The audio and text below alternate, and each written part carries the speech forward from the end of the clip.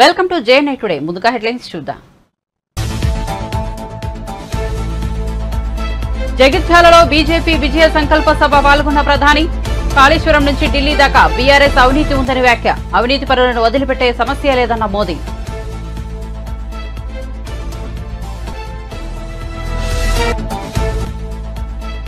Telangana governor Tamilisai రాజీనామా. లోక్సభ బరిలో Tamilisai. Puducherry lieutenant governor పదవికి కూడా రిజైన్. తమిళనాడు నుంచి లోక్సభకు పోటీ.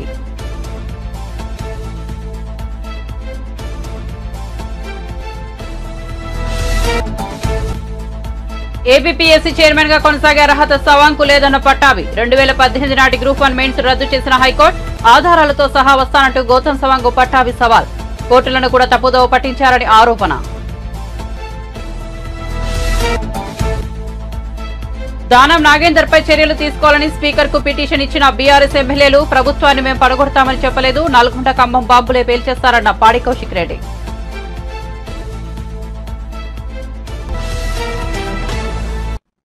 ఇక వార్త వివరాల్లోకి వెళ్తే గవర్నర్ పదవికి తమిళసై సౌందరరాజన్ రాజీనామా చేశారు. తన రాజీనామా లేఖను రాష్ట్రపతి ద్రౌపది ముర్ముకు పంపించారు. పుదుచ్చేరి లెఫ్టినెంట్ గవర్నర్ పదవికి కూడా రాజీనామా చేశారు. కాగా లోక్సభ ఎన్నికల్లో తమిళనాడు నుంచి పోటీ చేస్తారని తెలుస్తోంది. చెన్నై సెంట్రల్ లేదా తూత్తుకూడి నుంచి బీజేపీ టికెట్ ఇవ్వనున్నట్లు సమాచారం. 2014 నుంచి 2019 సెప్టెంబర్ వరకు తమిళనాడు బీజేపీ అధ్యక్షురాలుగా పనిచేసిన విషయం తెలిసిందే. అయితే గత కొంతకాలంగా తమిళసై ప్రత్యక్ష రాజకీయాల్లో వస్తున్నారని ప్రచారం జరుగుతోంది. 2019 సెప్టెంబర్ 8న తెలంగాణకు గవర్నర్ గా తమిళసై నియమితులయ్యారు. దీంతో ఈ పదవిని నిర్వహించిన తొలి మహిళగా నిలిచారు. ఆ తర్వాత పుదుచ్చేరి ఇన్ఛార్జ్ లెఫ్టినెంట్ గవర్నర్ గా కూడా అదనపు బాధ్యతలు చేపట్టారు. కాగా తమిళసై సౌందరరాజన్ 20 ఏళ్లకు పైగా రాజకీయాల్లో చురుగ్గా ఉన్నారు. బీజేపీలో ఆమె క్రియాశీలకంగా పనిచేశారు. 2019 పార్లమెంట్ ఎన్నికల్లో దక్షిణ చెన్నై పార్లమెంట్ స్థానం నుంచి ఆమె పోటీ చేసి ఓడిపోయారు. 2011లో వెలిచ్చేరి, 2016లో విరుగుంపాక్కం అసెంబ్లీ నియోజకవర్గాల్లో పోటీ చేశారు.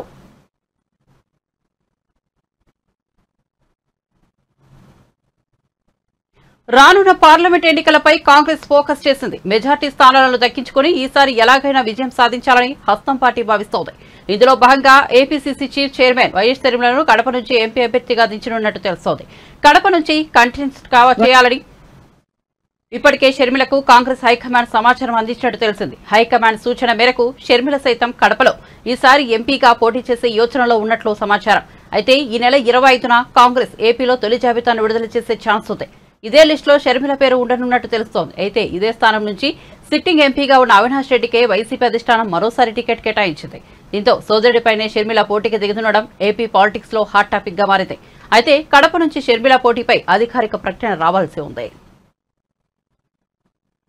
తెలంగాణను 10 ఏళ్ల పాటు పాలించిన బీఆర్ఎస్ పార్టీ నేతల అవినీతి గల్లీ నుంచి ఢిల్లీ దాకా పాకిందని ప్రధాని నరేంద్ర మోదీ విమర్శించారు. కాళేశ్వరం ప్రాజెక్టు నుంచి ఢిల్లీ లిక్కర్ స్కామ్ దాకా ఆ పార్టీ నేతలు అవినీతికి పాల్పడ్డారని మండిపడ్డారు. జగిత్యాలలో సోమవారం జరిగిన బీజేపీ విజయ సంకల్ప సభలో ప్రధాని పాల్గొని ప్రసంగించారు. ఈ సందర్భంగా బీఆర్ఎస్ ఎమ్మెల్సీ కల్వకుంట్ల కవిత అరెస్టును పరోక్షంగా ప్రస్తావిస్తూ బీఆర్ఎస్ నేతల అవినీతిని సభా వేదికపై ఎండగట్టారు.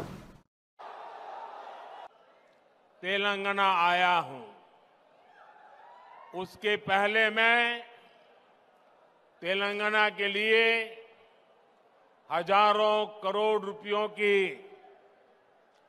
विकास परियोजना की सौगात लेकर भी आपकी सेवा में हाजिर हुआ था। इसी महीने मैंने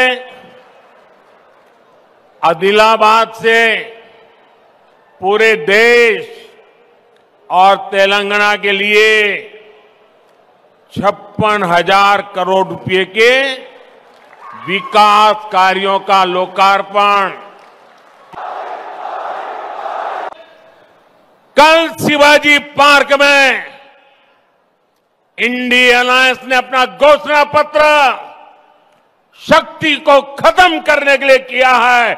मैं इस चुनौती को स्वीकार करता हूं और मैं इन शक्ति स्वरूप माताओं बहनों की रक्षा के लिए जान की बाजी लगा दूंगा, जीवन खपा दूंगा।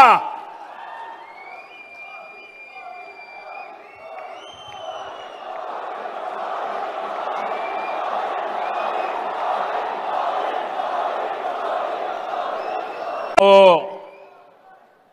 शक्ति का विनाश करने के तेलंगाना की ये धरती कोई साधारण धरती नहीं है।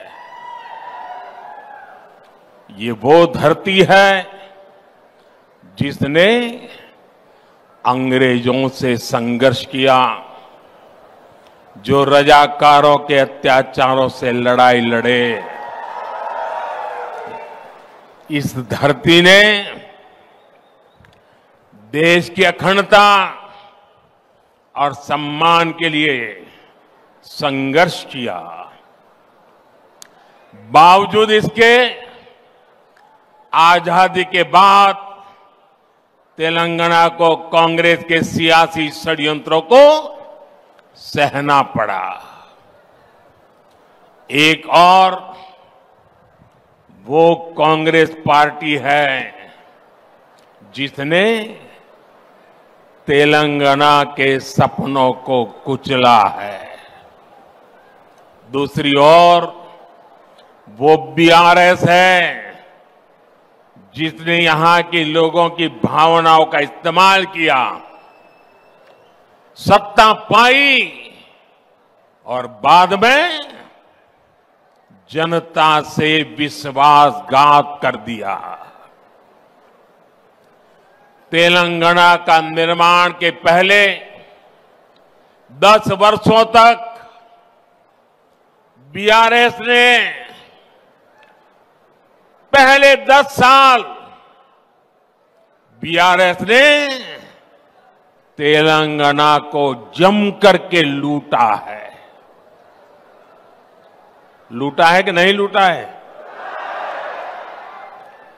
और अब कांग्रेस ने तेलंगाना को अपना एटीएम स्टेट बना लिया है। तेलंगाना से लूटा गया ये पैसा दिल्ली तक जाता है, वहां परिवारवादी लोगों की तिजोरी में पहुंचता है। फिर इसी पैसे का इस्तेमाल देश में झूठ और बंटवारे की साजिशों की फंडिंग के लिए होता है। और तेलंगाना के लोग जानते हैं, एक घोटालेबाज दूसरे घोटालेबाज पर कभी कार्रवाई नहीं कर सकता। इसलिए जो कांग्रेस पार्टी चुनाव के समय बीआरएस पर घोटालों का आरोप लगाती थी, आज वही कांग्रेस बीआरएस की फाइलों पर हाथ धरकर बैठ गई है।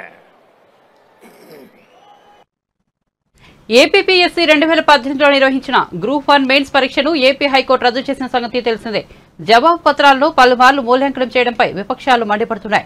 ఈ క్రమంలో టీడీపీ జాతీయ అధికార ప్రతినిధి కొమ్మారెడ్డి పట్టాభిరామ్ మీడియా సమావేశం నిర్వహించారు.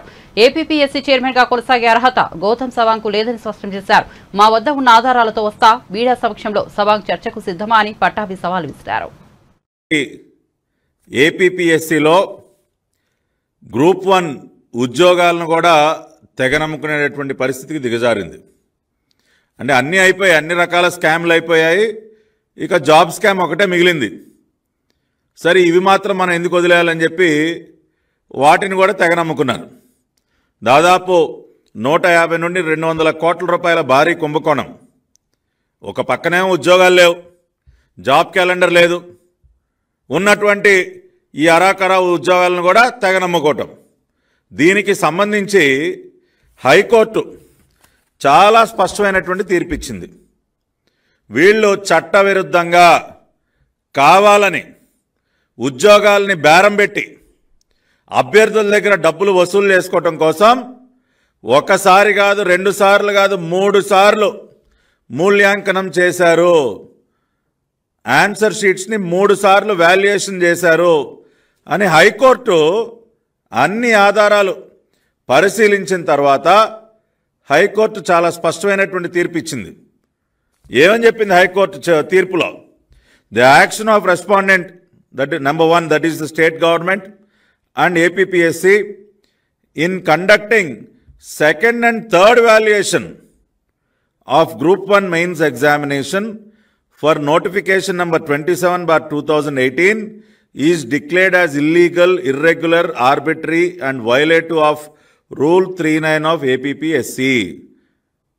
చాలా స్పష్టంగా the action of APPSC in conducting second and third valuation 3 సార్లు మూల్యాంకనం జరిగింది అని చెప్పి హైకోర్టు అన్ని ఆధారాలు పరిశీలించి స్పష్టమైనటువంటి తీర్పుని ఇచ్చిన తర్వాత ఆ పరీక్షలన్నింటినీ కూడా రద్దు చేసి మళ్ళీ 6 నెలల్లోగా మళ్ళీ కూడా ఈ ఎగ్జామ్స్ కండక్ట్ చేయాలని స్పష్టమైనటువంటి తీర్పుని ఇవ్వటం జరిగింది.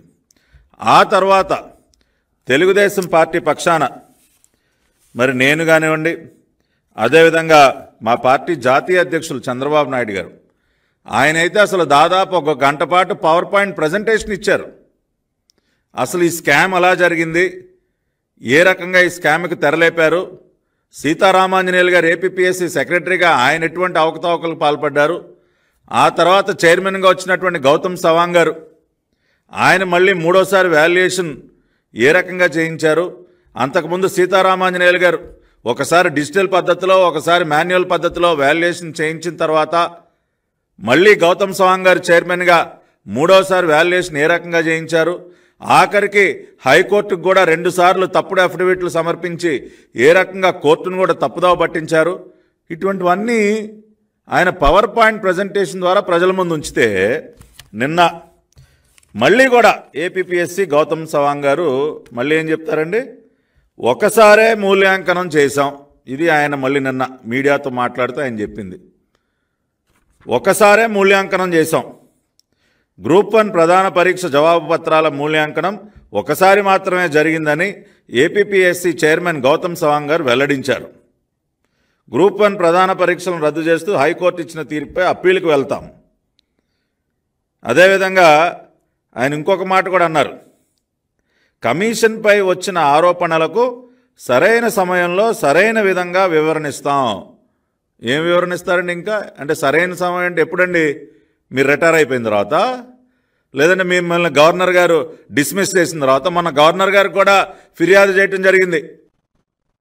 సీఎం రేవంత్ రెడ్డికి మెజారిటీ ఉంది, మేము ప్రభుత్వాన్ని కూల్చమని స్పష్టంగా చెబుతున్నామని కరీంనగర్ బీఆర్ఎస్ లోక్సభ అభ్యర్థి బోయినపల్లి వినోద్ కుమార్ అన్నారు. సోమవారం ఆయన మీడియాతో మాట్లాడుతూ ఖైరతాబాద్ ఎమ్మెల్యే దానం నాగేందర్ అనర్హత వేటు నుంచి తప్పించుకోగలేరన్నారు.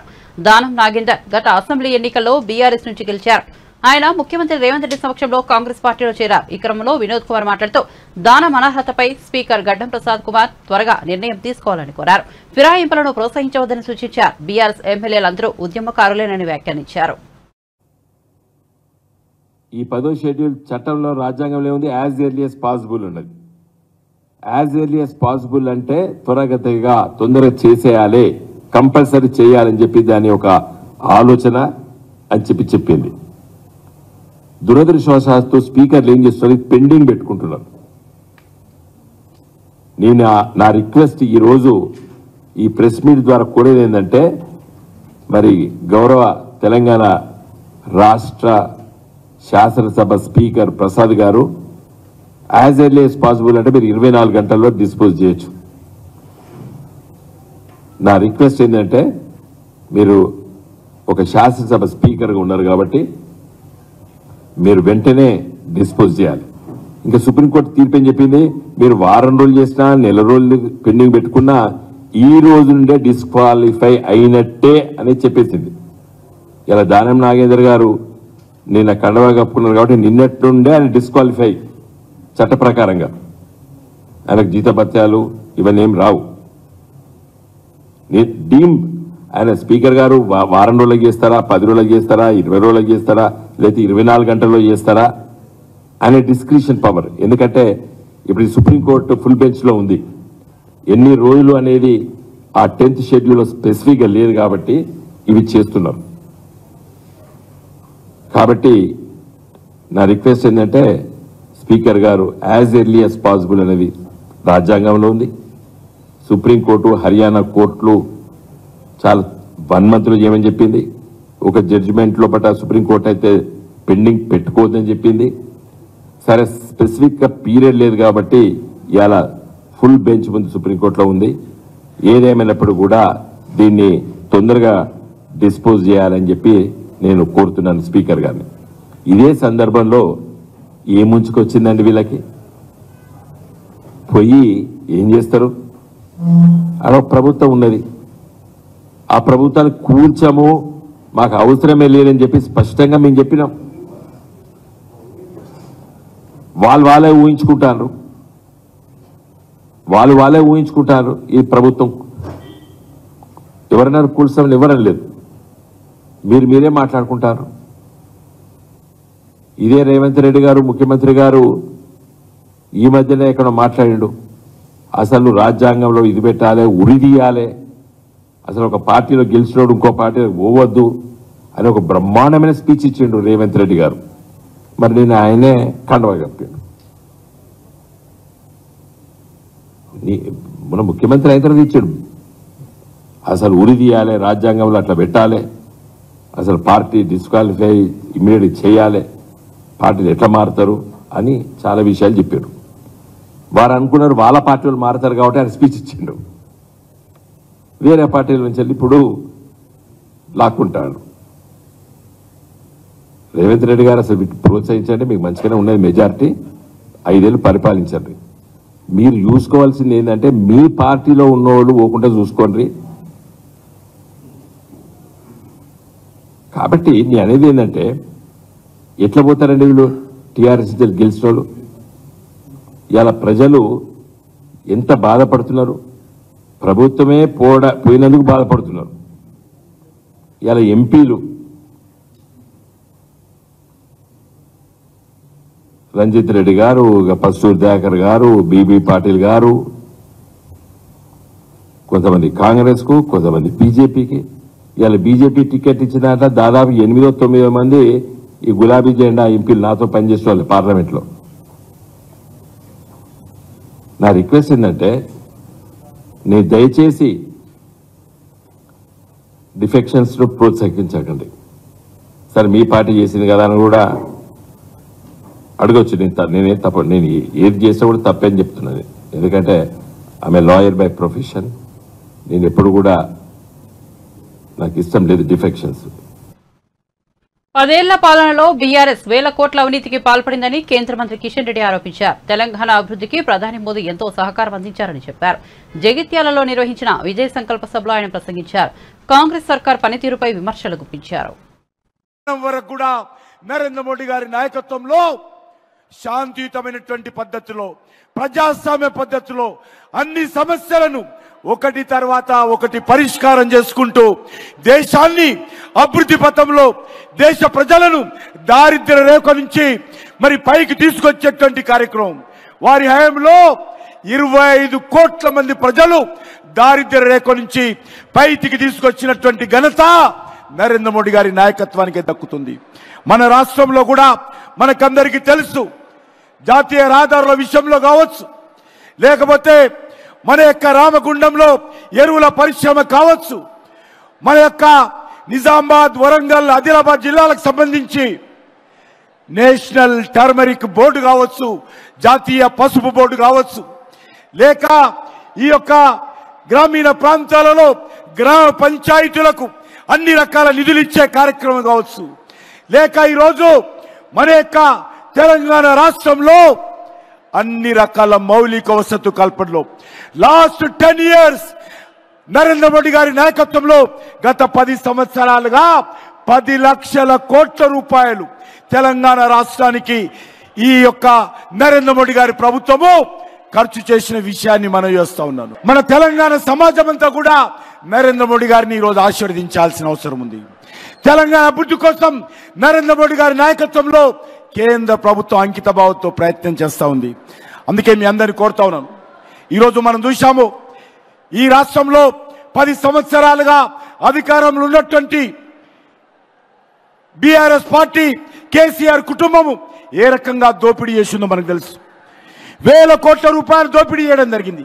అది కాళేశ్వరం సాగునీటి ప్రాజెక్టు కానీ, లేక లిక్కర్ బిజినెస్ లో కానీ, ఇసుక వ్యాపారంలో కానీ, గ్రానైట్ వ్యాపారంలో కానీ, గొర్రెల పంపిణీలో కానీ, మన్నిరేగాల్లో కానీ, దళిత బంధులో కానీ, భూ వ్యాపారంలో కానీ, ఈరోజు కాంట్రాక్టుల దగ్గర పూర్తిగా ఈ ప్రభుత్వము గతంలో ఏ రకంగా తెలంగాణ సమాజాన్ని దోపిడీ చేసిందో, ఈరోజు తెలంగాణ దోపిడీ చేసింది సరిపోలేదని చెప్పి ఢిల్లీకి వెళ్ళి, ఢిల్లీలో కూడా కేసీఆర్ కుటుంబము, కేసీఆర్ కూతురు కవిత ఏ రకంగా అక్రమంగా ఆపు ప్రభుత్వంతో కలిసి లిక్కర్ వ్యాపారంలో ప్రజాధనాన్ని దోపిడీ చేసిందో, ఏ రకంగా లిక్కర్ కుంభకోణానికి పాల్పడిందో మనం చూశాము.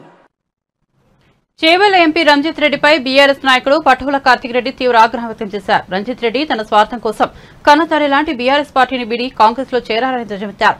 చేవెళ్ల ఎంపీ సీటును కాంగ్రెస్ పార్టీ 100 కోట్లకు అమ్ముకుందని స్థానిక కాంగ్రెస్ నాయకులు మాట్లాడుకున్నట్లు తెలిసిందని కార్తిక్ రెడ్డి తెలిపారు. తెలంగాణ భవన్లో పట్టుల కార్తిక్ రెడ్డి మీడియాతో మాట్లాడారు. మనం చాలా మంది వ్యక్తులను చూసినాం కూడా.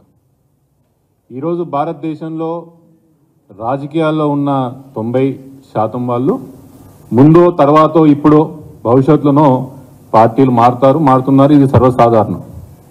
కానీ దీంట్లో ప్రత్యేకత ఏముంటుందంటే, ఎవరి గురించి అయితే మనం ప్రత్యేకంగా మాట్లాడుకోవాలంటే, ఎవరి గురించి అయితే ప్రజలకి మనం తెలియజేయాల్సిన ప్రయత్నం, దాంట్లో ఈ పార్టీలు మారే దాంట్లో ప్రత్యేకమైన వ్యక్తులు ఎవరుంటారంటే, ఎవరైతే మోసం చేస్తారు, ఎవరైతే నయవంచన చేస్తారు, ఎవరైతే వెన్నుపోటు పొడుస్తారో వాళ్ళ గురించి పార్టీ మారుతున్నప్పుడు ప్రజలకు చెప్పాల్సిన అవసరం ఎంతైనా ఉంటుంది. మళ్ళొకసారి చెప్తాను, మోసము, దగ, నయవంచన, వెన్నుపోటు, ఈ పదాలు చాలా ఆలోచించి నేను వాడుతున్నాను. ఇవి చేసిన వాళ్ళని ప్రజలకి చెప్పాల్సిన అవసరం ఎంతైనా ఉంటుంది. ఈరోజు నేను ప్రస్తావన చెప్తున్నది, ఈరోజు మీ అందరికీ చెప్పే ప్రయత్నం చేస్తున్నది, మా యొక్క పార్లమెంట్ స్థానానికి బీఆర్ఎస్ పార్టీ నుంచి ఎన్నికై 5 సంవత్సరాలు మా ప్రాంతం నుంచి బీఆర్ఎస్ పార్టీని, చేవెళ్ల ప్రజలను ప్రాధాన్యత వహిస్తున్నటువంటి గౌరవనీయులు ఎంపీ వర్యులు రంజిత్ రెడ్డి గారి గురించి. రంజిత్ రెడ్డి గారి గురించి నేను నిజంగా మీకు చెప్పాలంటే, 5 ఏళ్ల కిందట మా ప్రాంతానికే కాదు రాష్ట్రంలో కూడా ఆయన ఎవరో తెలియని వ్యక్తి, మా ప్రాంతానికి సంబంధం లేని వ్యక్తి. ఆయన కరీంనగర్ అయినా కూడా ఆ రోజు కేసీఆర్ గారు పార్టీకి ఎప్పటి నుంచో ఉన్నాడు, సపోర్ట్గా నిలబడ్డాడని, ఏ ప్రాంతం వారైనా పర్వాలేదు, చేవెళ్ల పార్టీ గట్టిగా ఉన్నది రంజిత్, నువ్వు పోయి పోటీ చేసి అక్కడ గెలిచి రావాలా, నీలాంటి వాడు నాకు పక్కలు కావాలని కేసీఆర్ గారు అవకాశం ఇవ్వడం, కేసీఆర్ గారిని పార్టీని ఆ రోజు ఆయన చెప్పినారని, ఆ రోజున్న పార్టీలో ఉన్న మేమందరం కూడా ఆయనను భుజాల మీద మోసి ఎంపీగా గెలిపించడం జరిగింది. మా ప్రాంతం వాడు కాకపోయినా కూడా మా ప్రాంతం గౌరవించింది, మా పార్టీ గౌరవించింది, మా నాయకత్వం గౌరవించింది. మీరు అనుకోవచ్చు, అరే పార్టీలో చాలా మంది వచ్చిండ్రు కదా, చాలా మంది అవకాశం ఇచ్చిన దాంట్లో ఈయన ఒకడు అనుకోవచ్చు. ఇంకో విషయం చెప్పాలి, కేసీఆర్ గారు ఎట్లా రంజిత్ రెడ్డి గారిని ఒక నాయకుడిగా తీర్చిదిద్దిండో, ఎట్లయితే రంజిత్ రెడ్డి గారిని ఈ 5 సంవత్సరాలే కాదు, ఆయన నోరారా చాలాసార్లు విన్నాం, కేసీఆర్ గారు నా యొక్క కెరియర్ గ్రోత్ లో చాలా ఆయన ఒక పాత్ర ఉన్నదని రంజిత్ రెడ్డి గారు చాలాసార్లు చెప్పడం మనం విన్నాం కూడా. మహిళా సాధికారత సాధన లక్ష్యంగా హైదరాబాద్ లో తనీరా శారీ రన్ నిర్వహించారు. మహిళలు చీరకట్టుతో ఈ పరుగులో పాల్గొన్నారు. ఈ కార్యక్రమాన్ని హెరిటేజ్ ఫుడ్ సంస్థ ఎగ్జిక్యూటివ్ డైరెక్టర్ నారా బ్రాహ్మణి జెండా ఊపి ప్రారంభించారు. దీనిపై ఆమె ట్విట్టర్లో స్పందించారు. హైదరాబాద్ లోని నెక్లెస్ రోడ్ వద్ద తనీరా సంస్థ నిర్వహించిన శారీ రన్ ను ప్రారంభించారని వెల్లడించారు. ఈ సందర్భంగా వందలాది మంది ఆత్మవిశ్వాసంతో కూడిన మహిళలను, మహిళా కార్యసాధకులను కలుసుకున్నందుకు ఎంతో ఆనందంగా ఉందని నారా బ్రాహ్మణి తెలిపారు. ప్రకాశవంతమైన వివిధ రంగుల్లో కళాత్మకంగా నేయబడిన చీరలు ధరించిన ఆ అతివలను ఈ పరుగులో పాల్గొన్నారని, తాను కూడా మంగళగిరి చేనేత చీరలో ఈ కార్యక్రమం ప్రారంభోత్సవానికి హాజరయ్యారని వివరించారు.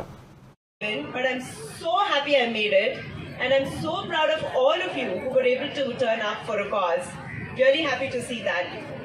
In it, I said that I always kept my health, my well-being before that of my family members or my loved ones. And I think it's really so important a topic to talk about today, because ultimately I believe that a healthy woman means a healthy society, means a healthy community, and believe me, we have tremendous power in having a positive impact on those around us if we take care of ourselves. So, I'm really happy that all of you are joining this very important cause. And talking about health, Obviously, an important part of health is fitness, and that's why we're all here. And fitness means consistent fitness, and I think all of you are so progressive to be participating in the event today. It could be in the form of the age-old practice of our very own yoga. It could be in the practice of walks. It could be through runs, like we're all doing today as a sisterhood together. I think fitness is really important, and I personally enjoy a little bit of sport as well. I think it brings in a little bit of fun element into health and fitness. I think another huge part of being healthy, especially as a woman, is balanced nutrition. And I'm really proud of being a part of this nutrition revolution. I believe that nutrition can be medicine. We've been running Heritage Foods as a company for over 30 years now, and we've been offering pure and healthy fresh dairy products to our consumers for several decades. That makes me really proud, and I really hope all of you enjoy some of our products, especially our refreshing buttermilk, etc. during your run. So really looking forward to that as well. I'd like to take this opportunity to thank the Tamarra team. Unique event together, because I feel that they send out a very strong message through today's Sari Run.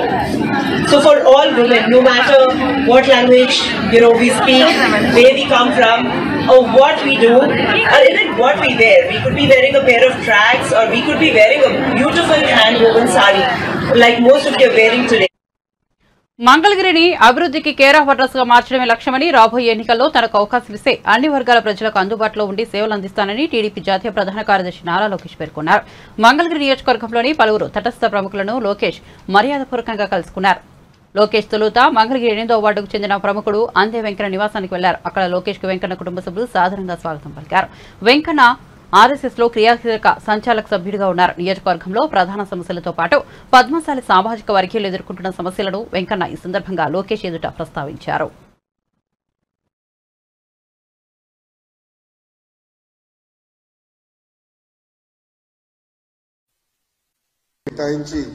మంగళగిరిని అభివృద్ధి చేస్తాను. మంత్రి పదవి ఎక్కువ ఇవ్వలేదు, అదందరూ తెలిసిన విషయమే.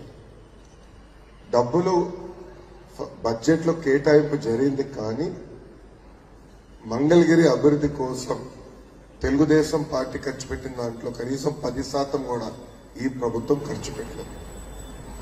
రెండో విషయం, ఎన్నికల ముందర అమరావతి రాజధాని ఇక్కడి నుంచి వెళ్ళదు అని చెప్పి పల్నాడు జిల్లా బొప్పిడిలో జరిగిన ప్రజాగలం సభలో భద్రతా వైఫల్యంపై Janasena PSC chairman Nadendla Manohar serious అయ్యారు. సోమవారం ఏర్పాటు చేసిన మీడియా సమావేశంలో ఆయన మాట్లాడారు. ప్రధాని హాజరైన సభలో తీసుకోవాల్సిన జాగ్రత్తలు తీసుకోలేదన్నారు. పేర్లు ఫోటోలు లేకుండానే పాసులు జారీ చేశారన్నారు. కలెక్టర్, పోలీసు ఉన్నతాధికారులు నిర్లక్ష్యంగా వ్యవహరించారన్నారు. ఎందుకు అలా చేశారో తమకు అర్థం కావడం లేదన్నారు. ప్రజాగలం సభలో భద్రతా వైఫల్యాలను చాలా సీరియస్ గా తీసుకుంటామన్నారు. అధికారులపై గవర్నర్ కు ఫిర్యాదు చేస్తామన్నారు. టీడీపీ, జనసేన, బీజేపీ పొత్తులో భాగంగా ఈ బహిరంగ సభను ప్రతిష్టాత్మకంగా నిర్వహించిన విషయం తెలిసిందే. పెద్దలు చంద్రబాబు నాయుడు గారు, మా పార్టీ అధ్యక్షులు పవన్ కళ్యాణ్ గారు కలిసి నిర్వహించిన మొట్టమొదటి సభ విజయవంతం అయినందుకు ఎంతోమంది కృషి చేశారు. ప్రతి ఒక్క జన సైనికుడికి, వీర మహిళకి, నాయకులకు, జనసేన పార్టీ నుంచి సహకరించిన ప్రతి ఒక్కరికి, తెలుగుదేశం పార్టీ నాయకులకు, కార్యకర్తలకు, అదేవిధంగా భారతీయ జనతా పార్టీ నాయకులు, కార్యకర్తలు కూడా మనస్ఫూర్తిగా జనసేన పార్టీ నుంచి మేము అభినందిస్తున్నాం, ధన్యవాదాలు తెలుపుకుంటున్నాం. అదేవిధంగా సభ సక్సెస్ అవడానికి కారణం కూడా మన పాత్రికేయ మిత్రులు, వీళ్ళు కూడా, మీరందరూ కూడా సహకరించి ఈ సభ గురించి ప్రజల్లోకి లోతుగా అవగాహన తీసుకెళ్లే విధంగా మీరు చేసిన ప్రయత్నాన్ని, మీరు సహకరించిన విధానాన్ని, మీకు నిన్న చిన్న ఇబ్బందులు కలిగిన ఓపికతోటి మీరు సభలో ప్రతి ఒక్కరు పాల్గొనడం చాలా అభినందనీయం. ఆ సహనంకి, ఓపిక కోసం మీరు అంతిమంగా రాష్ట్రాన్ని, దేశాన్ని దృష్టిలో పెట్టుకుని ప్రతి ఒక్కరు కదిలి వచ్చారు ముందుకి. అద్భుతమైన కార్యక్రమం నిర్వహించగలిగాం. సో పేరున ప్రతి ఒక్కరికి ఇందులో పాల్గొన్నందుకు, ఆయన పడిన కష్టాలు, పాఠశాలకి వెళ్ళే బడి పిల్లల దగ్గర నుంచి కూడా, ఆ శాఖ నుంచి కూడా వీళ్ళు అవినీతి చేసుకుంటూ ప్రతి డిపార్ట్మెంట్లో కూడా ఈ ప్రభుత్వంలో ఉన్న మంత్రులు, ఈ క్యాబినెట్, ఈ ప్రభుత్వం చేసిన అవినీతి గురించి కూడా ఆయన ప్రస్తావించారు. మేము కూడా అనేక సందర్భాల్లో జనసేన పార్టీ నుంచి సమాజానికి అర్థమయ్యే విధంగా ఏ విధంగా వీళ్ళు ప్రజలకు సంబంధించిన డబ్బుని దుర్వినియోగం చేసుకుంటూ సొంత ఆస్తుల కోసం విచ్చలవిడిగా ఖర్చులు చేసుకుంటూ వీళ్ళు పోయారో వాటన్నింటి కూడా వివరించాం. విద్యాశాఖలో జరిగిన అవినీతి, 3వ తరగతి పిల్లలతో టోఫెల్ ఎగ్జామ్లు రాయిపోయడానికనే ఒక ప్రణాళిక, ఎవరు ఊహించని విధంగా.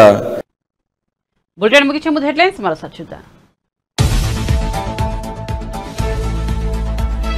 జగిత్యాలలో బీజేపీ విజయ సంకల్ప సభలో పాల్గొన్న ప్రధాని. కాళేశ్వరం నుంచి ఢిల్లీ దాకా బీఆర్ఎస్ అవినీతి ఉందనే ఆరోపణ. అవినీతి పనులను వదిలిపట్టే సమస్య లేదన్న మోదీ.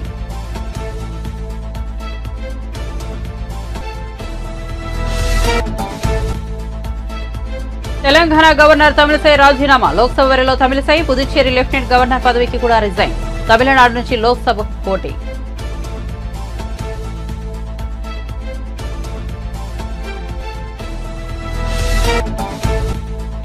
ఏపీపీఎస్సీ చైర్మన్ గా కొనసాగే అర్హత సవాంకు లేదన్న పఠాభి.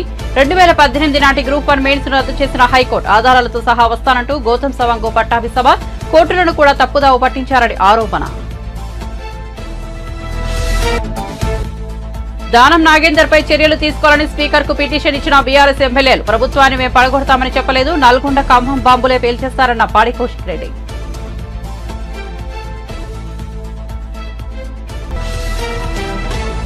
మరిన్ని అప్డేట్స్ కోసం చూస్తూనే ఉండండి జై నైట్ టుడే.